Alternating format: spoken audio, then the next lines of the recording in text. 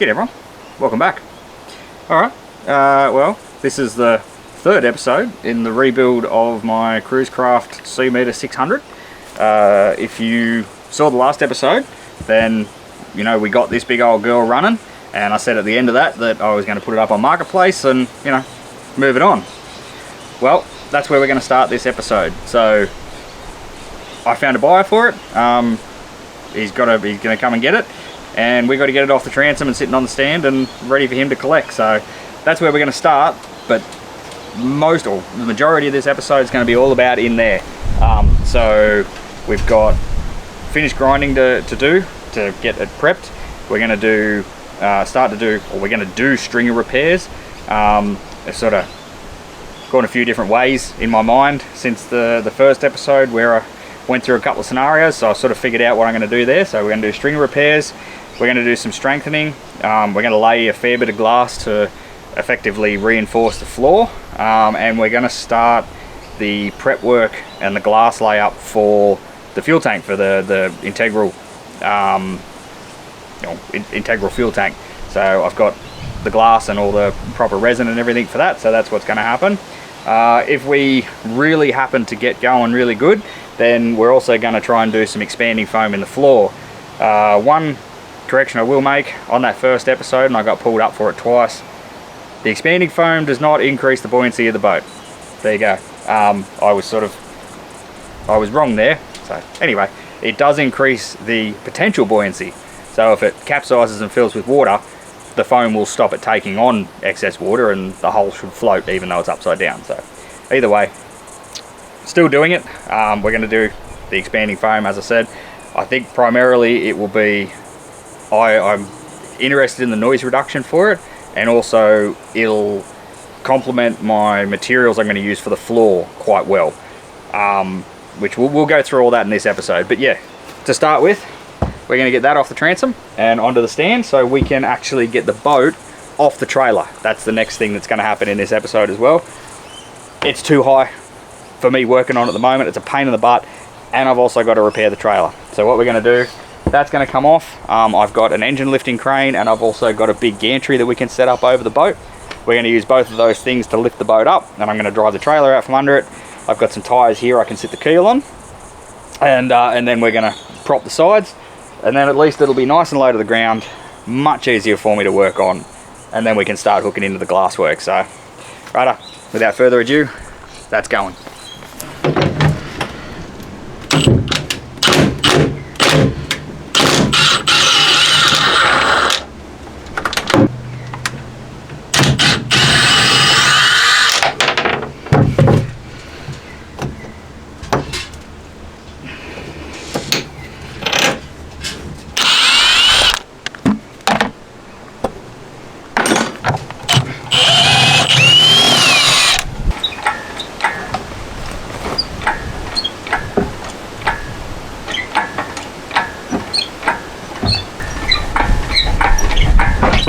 Hey! Alright, get off my boat.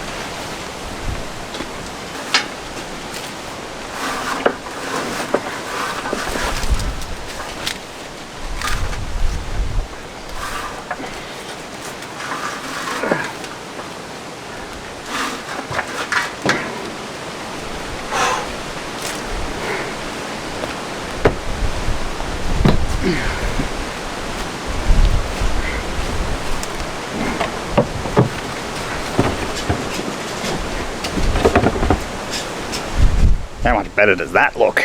Alright, so big girl's over in the corner. I'll put it to the tally at the end of the video. If you didn't know, at the end of each video there will be a bit of a run through of basically where we're up to as far as build cost goes. I'm going to keep a running tally on it. I'll find out later if that's been a good idea or not, but that's the plan anyway. I got 350 for the engine, so the boat cost me 1,000 and 350 so far for the engine, so that can go back into the kitty. And yeah, we're gonna pull that off. I don't know. So it looks like the drain for this area, although well blocked, has actually been draining into here, and I'm hoping that it hasn't sort of kept water in and around here. So we're going to undo these screws, which look like they're probably just stainless self tappers. I hope not. And see how we go. So, and then we're going to start prodding and poking. I don't know, this is where we really find out if we are in for a lot of work or not.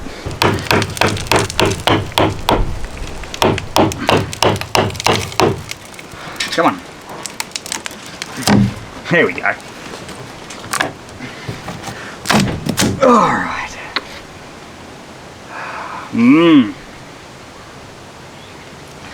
What are we looking at?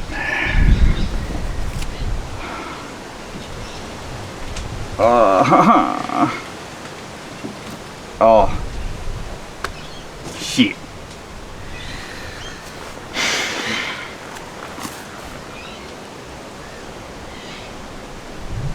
Well, I don't know if we just saw that.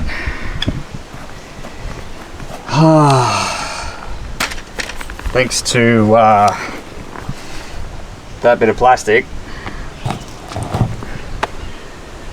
Oh, that sucks.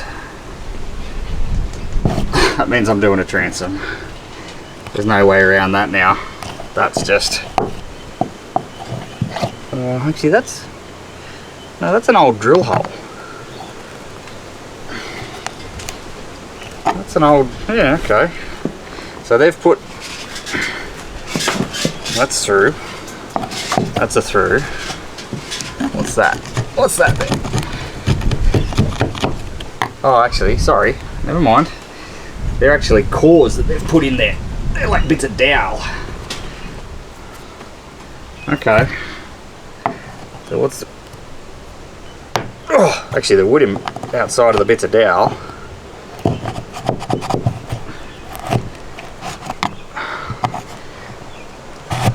It's good. What are we going up here? Oh. Maybe it's not.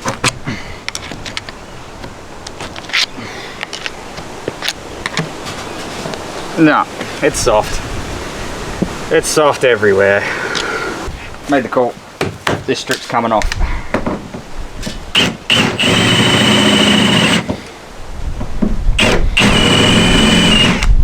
Might need a smaller drill bit.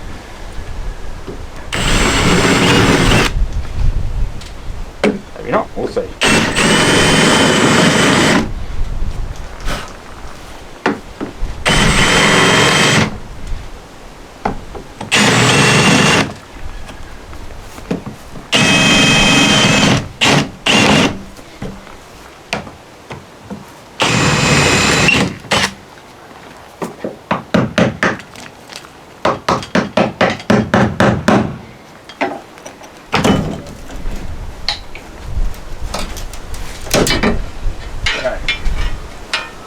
You out of there. I thought I'd see more than that. Oh, that's wood. Son of a biscuit. Well, as much as I don't want to say it, it's happening. We're going to have to replace the transom core material. Pretty much everywhere I dig, so these holes here, although they were cored, you get down in there and you can just shove the timber all around it. It's done. In here, soft. In here, it's just you're just pulling out shitty timber. What do we got? All of these, you know, they're soft. The timber's gone, all of them. So there is nothing to do but to do it, which means we're not doing the floor this episode. There's not really much point doing the floor right now because we might as well get this back section off and well, effectively repair the transom. From what I can see, the easiest way to do this is to cut up here, sort of from here to the outside, and just cut it out. So just cut all the way, basically cut from the inside of the boat across the gunnel, and just get it out of the boat. It doesn't need to be there. We can basically split the hull at the seam, but we make some nice square cuts down through the sides and then through the gunnels, and pull it out, and then we come along these seams and unpin them, and we just pull this whole back tub out. Now, I mentioned in the last episode that I'm interested in doing something different with this back tub anyway. This just wasn't how I wanted to go about it, but here we are. There is no point doing the rest of the work without fixing this.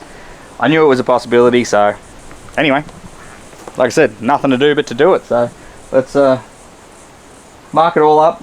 I'll get the recip saw, we'll do some cutting and we'll get it out. So it'll probably, not probably, it will be getting back with ply. Just Versalite's just too damn expensive. So it'll be at least, at a minimum, 2 sheets of inch ply.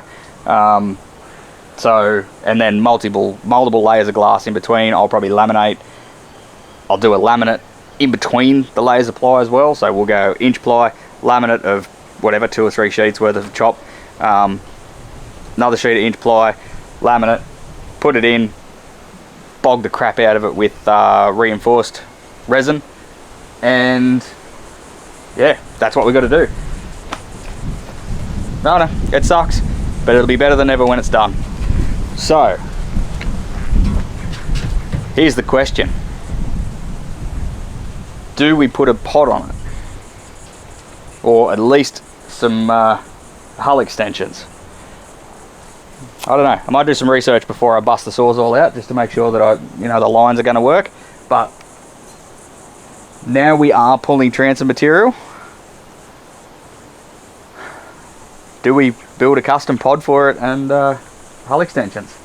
Do we take it from a 6 to a 6.5 or something like that? Because if we do a pod, hear me out. If we do a custom pod that comes off the back, whatever, yay far, then that whole thing can go away. And then I end up with another, at least, what's that, 800 or so worth of usable flat deck space. It's a fair bit of work doing a pod. I've never done one before, but it looks like a lot of work. But is it worth it? Time will tell.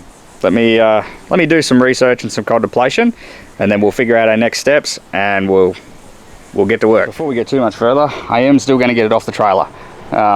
Any work we do is going to be easier on the ground. So we have the engine crane holding up the back of it.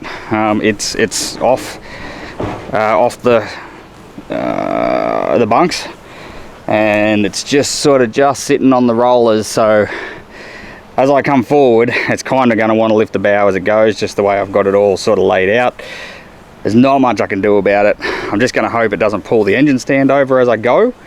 And we're going to place some tyres down to sit the keel on.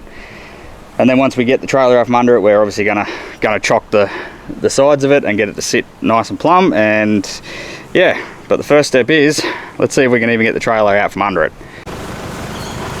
Alright, you let me know if I need to stop, alright? Cool. See what happens.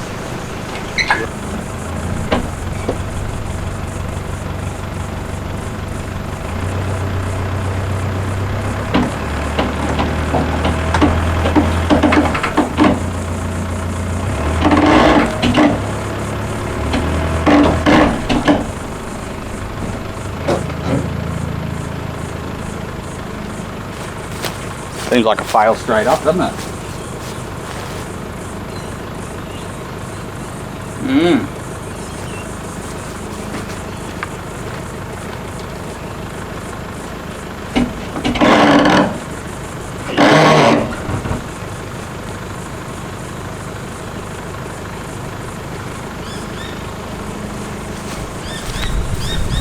I don't know if this is going to work, ladies and gentlemen. Well, little by little we're getting there. So I've got, well, you can't see it from this side, but I got a come along hook to the front bow hook, and it's just coming back to the trailer. So I'm basically inching the car forward, pulling it back with the come along, inching the car forward, blah blah blah. I don't know what's going to happen when I get it to down to the end, but it is working. So we'll keep it going. I reckon we'll get it.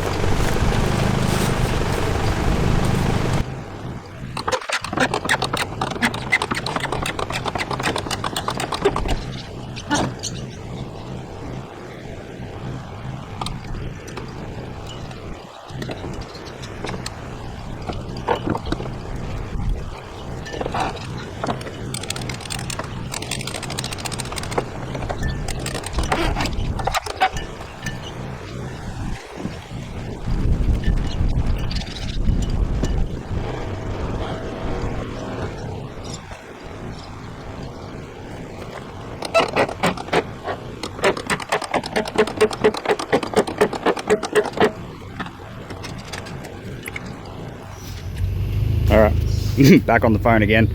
Big camera went dead. What I didn't think of, and I should have, this is a tilting trailer. Now, we are majority of the weight's behind the axles. So what I'm thinking is, if I knock the tilt, it should drop that roller a lot. We're still pretty heavily weighted on the engine crane.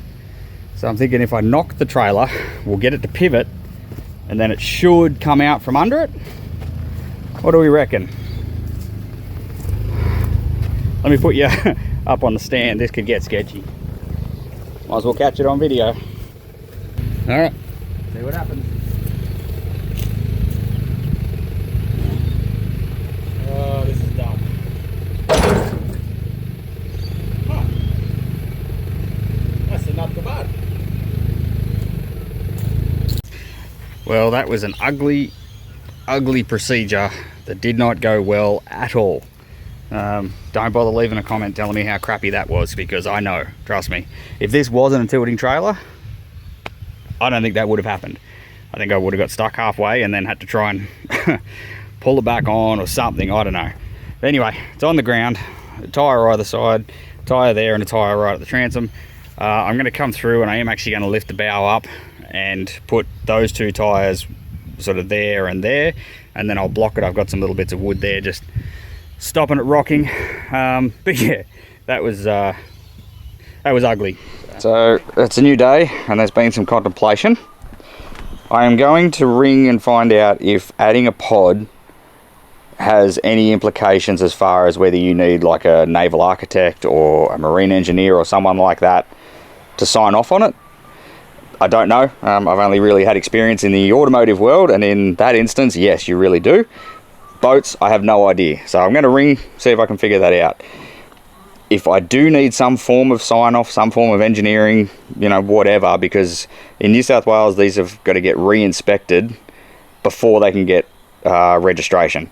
If it turns out that adding a pod, so a fully integral fiberglassed in pod, if doing that requires you to have more inspections, more signatures, then I'm just not doing it. But that doesn't change what we have to do right now, which is get this tub out so we can access the actual material down in the transom itself. And these are my cut lines. So I'm going to cut this pod, or this tub out, and come across here, up and over and back down, and I'm basically removing what would be part of the actual top deck section. So I'm hoping I can cut there and then lift it out, and that should pull all of this top material away.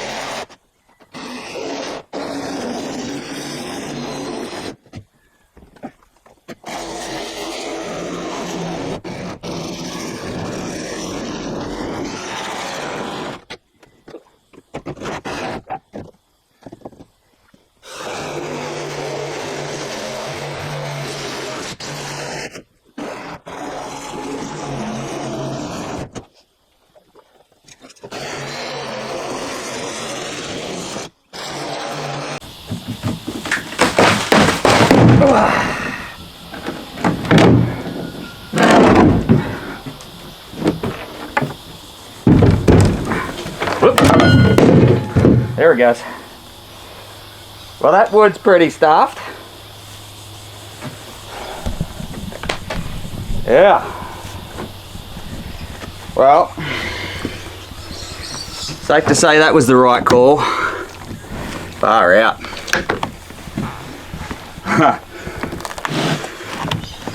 Yeah, that's buggered, that is. Well, definitely the right decision, but I'm even surprised these side sections, I mean, I know it doesn't necessarily have to tie all the way to the corner, but yeah, so these side sections are just like a little strip and then they stop. So yeah, I don't know. One thing I did just do though is, get that around. I just got off the phone with the guy that does the reports, does the hull identification checks, and basically reclassifies the boat. Obviously you put a pod on, it becomes longer, he reclassifies it. He essentially said no, there is no supporting documentation, there is no naval architect, there is no marine engineering certificate that you need for a pod. So we're doing a pod. Yeah. The exact of it I don't know yet, we'll worry about that as we get there, but we're doing a pod with a swim deck, and that means that basically the entire inside of the boat is now 2.5 foot longer, like the deck space now 2.5 feet longer.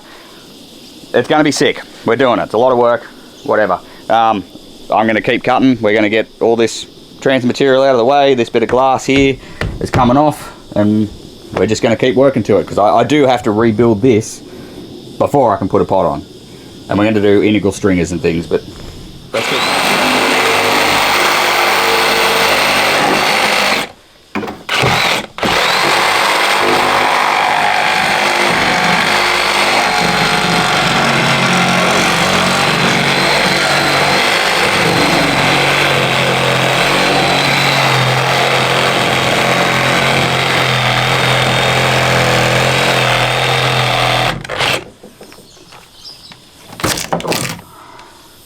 It's fine. Run it.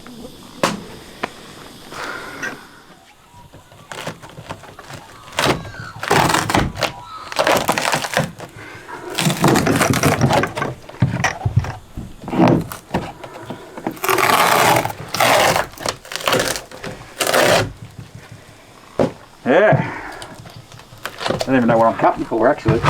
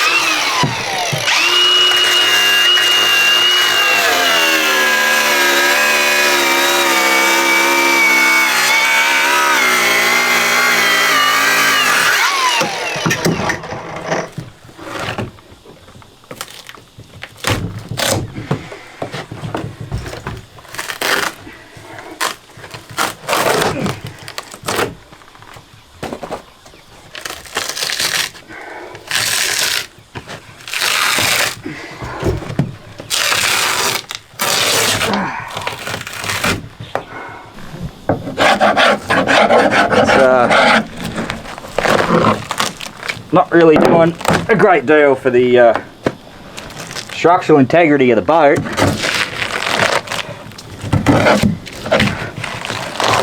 Oh, absolute mush.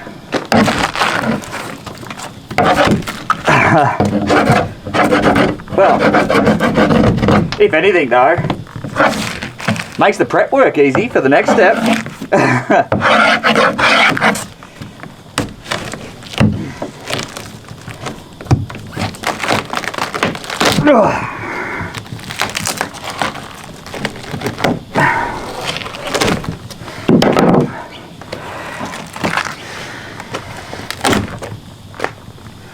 Old boats, eh? I brought a fiberglass boat primarily so I didn't have to worry about rotten wood. And here we are. Alright, pretty much at the point of sanding. I'm going to try these little dudes.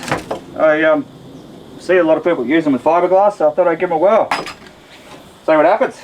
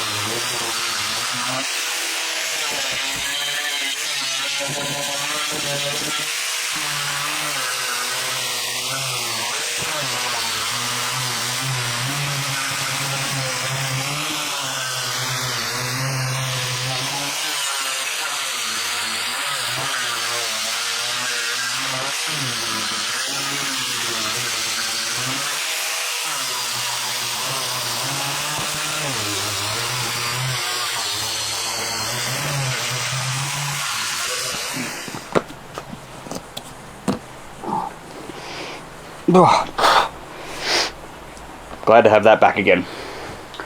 Works better than those other little ones. Oh, alright. Well, that will be me for today. We've got a bit more to go in this episode. Don't worry, don't leave us yet. It's been, I don't know, 5 hours I suppose worth of grinding, if you want to add it up. It's looking pretty good. So let me run you through where it looks like, and we'll see where we're going to go next. So,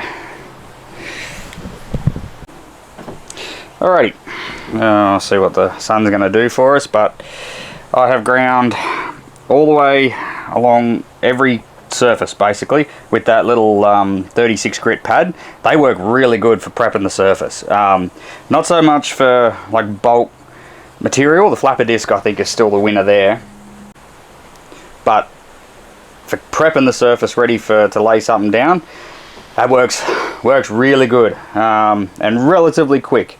So, but I do like the fact that you can almost lay the grinder completely flat and move it along, so you end up, you know, actually doing a decent job with knocking off the highs and whatnot. So yeah, this is where we are, standing in the fuel tank as it were. Few things have become a bit worse as I've gone. Both of these side beams are still well and truly staying. This beam I'm gonna work with. It's really, it'll work. This one's gonna have to get cut almost completely out, I think. Is probably the way to go. At least back to about here, which is probably, I don't know, 2/3 the way along it. If I'm going to cut it back to there, I might as well replace it. I mean, I'm really trying hard not to do this one as well, but yeah, alright, that one's going to. These two big ones here, they're still completely fine. There's nothing wrong with them. So yeah, they're staying. They've all been prepped either side, ready for a new coat, a new run of mat. So like I said, I'm gonna do a few up and overs and over the whole floor to basically stabilize the surface and get me back to somewhere where I'm confident that it's a good hull again. Back here is obviously where the biggest change has been. Now all the wood's gone, obviously. I pulled this crossbar that was here. This sun is gonna absolutely murder this shot. Alright, so yeah, pulled the crossbars. There was one that ran all the way across, a sort of mini bulkhead thing. Got rid of that, and that sort of allowed me to clean up all of this area better. Obviously down through there it was not good anyway, it had to come out, but that meant I could come right in here and grind all this back square. That's got to get trimmed down to the level of that keel beam, because that will be the floor height of the fuel tank. And if I have to extend these because they got to come back to the transom. So if I extend them, I might as well extend the fuel tank, which means that height has to change. So that's fine, no biggie.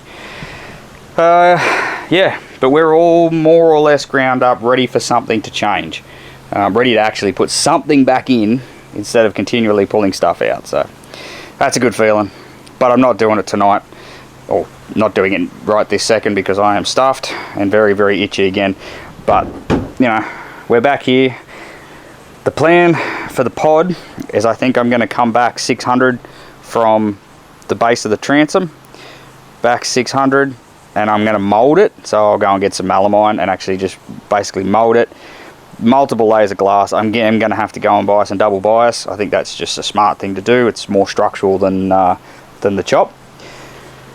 We're going to extend these stringers all the way through the transom and all the way out the back, and they're going to form effectively the sides of the of the pod. Sorry, mental blank. So I'll cut them back on an angle and scarf them into those, and they'll probably get some cover joiner bits on the side. You can tell it's the end of the day. They'll get some bits on the side to just stabilize it all pretty much. Yeah, come all the way through. That one's going to come all the way through. I probably will stop the fuel tank. I don't know, maybe sort of somewhere back here. I don't want the fuel tank to extend all the way in the pod, so yeah, we'll stop the fuel tank about there. And just extend everything through. These ones are going to come all the way back to the transom, and I think, depending on how I go, I'm still going to have some sort of that sun is woeful. What about this side? Yeah, sure. There's still going to be some sort of setback here, so from the back of the transom to there will be this height, so the actual whole full height of the rear wall will be up there, and it'll be set in maybe 300, something like that. And that'll be, I might have a live bait tank in the middle, and then I don't know, some storage lockers either side, but we'll see. We've still gained, you know, if we go to there, we've still gained ourselves at least 2 foot worth of usable, very usable deck space. So I'm still pretty happy with that. I think it would look funny if I brought this all the way to the back and just had like a skinny little beam across. And I mean, it's a big deck. If I you know, pull into it by a foot, it's really not going to matter. So yeah, that's where we are. I'm going to go and get some wood, because I'm at that point now. I need some timber to start making some stuff up. So anyway, we'll catch you lot in the morning. Day, been chopping, trailer there with 3 sheets of inch ply. But I think what we're going to do first is I'm going to come through and mix up some resin with some like 6mm chop fibers in it, and I'm going to fill these where these strakes are. Sort of watched a fair bit of YouTube last night on what people are doing as far as like fitting pods and integral pods and all that sort of stuff.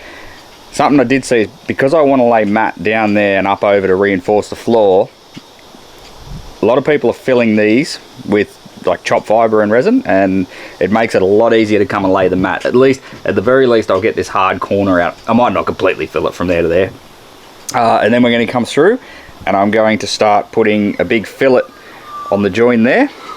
Because of the way they've laid this layer, and the stringer itself doesn't actually look like it's been cut on the angle to match the transom. It looks like it's just got a square edge and it's just sat down. So we're going to come through, and I'm going to shove as much chop strand and resin into there as I can, and we're going to start doing some prep work in there. And then same here, we're going to fill these. So where I've cut the bulkhead out of here, we're going to try and fill that. We're going to get all this floor as flat as we can, and same with some of the spots on the transom as well. All these corners, I'm going to do a nice big fillet in there. Now what I am using is polyester resin to start with. So to start with, for all of this, I'm using polyester resin, and it's laminating resin, so it's unwaxed. So I can put this all on, come back in a week's time, give it a quick wipe with acetone just to get the stuff off the surface, and then lay more. So I'm going to make up this filler, basically, put it all in now, and even though I'm not actually ready to lay glass mat, it's just something that I can start doing, and it'll also make me feel a bit better to put something back in the boat. But it's a step that's got to be done. So, and I need to start getting my brain and my hands back into fiberglass mode. So.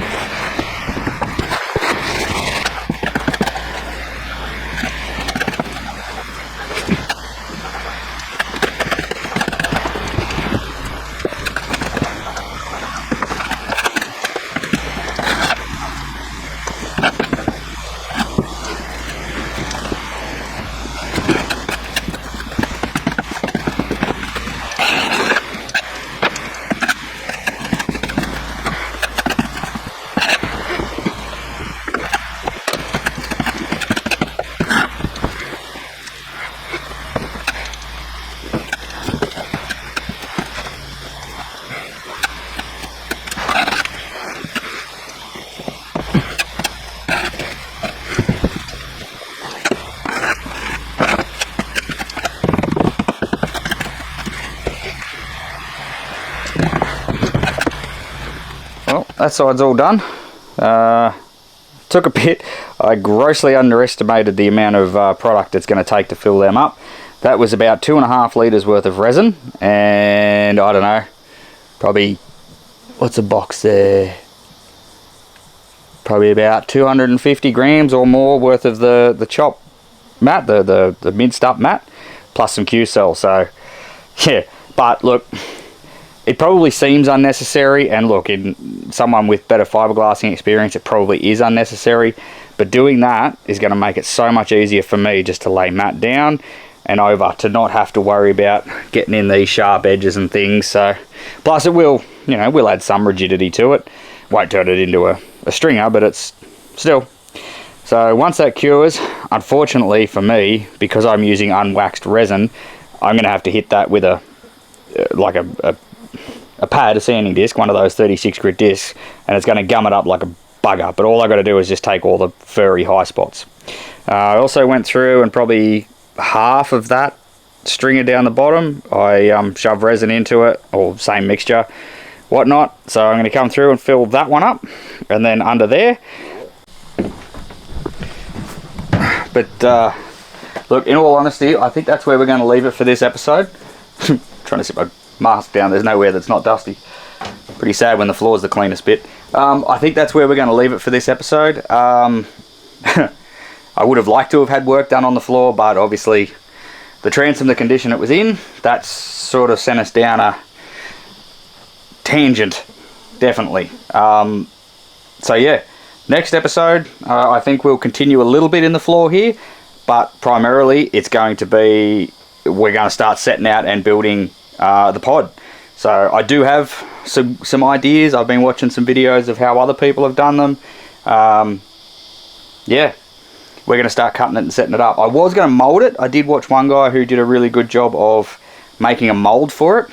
I just don't know if that's in my sort of level of ability. I'm not a fantastic, well, I can fiberglass, but I'm by no means an expert at all. So, you know, to try and make a mold inside out and do it, I'm just not sure. I'm going to use inch ply basically as the foundation for it, and then I've got some thin MDF I'm going to lay and hot glue to the bottom of the hull, and that will give me my contour for the bottom of the hull, for the hull extension section.